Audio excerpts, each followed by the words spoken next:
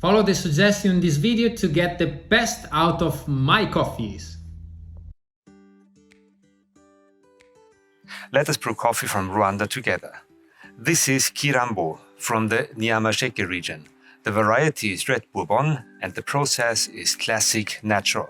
For more details on this coffee, please visit our webshop. To get the best of Kirambo into your cup, we recommend this recipe. You need 300 grams of third wave water at 95 degrees Celsius in the kettle. Prepare 20 grams of coffee and grind on click 28 of your Comandante. To avoid any unwanted flavors, rinse the paper with hot brewing water. This also warms up your equipment. Now add the ground coffee and shake the filter for an even extraction.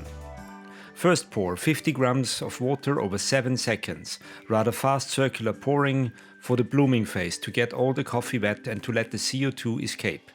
After 30 seconds, the second pour, 150 grams over 25 seconds in soft circular pouring to release all the fruity and sweet flavors of Kirambo.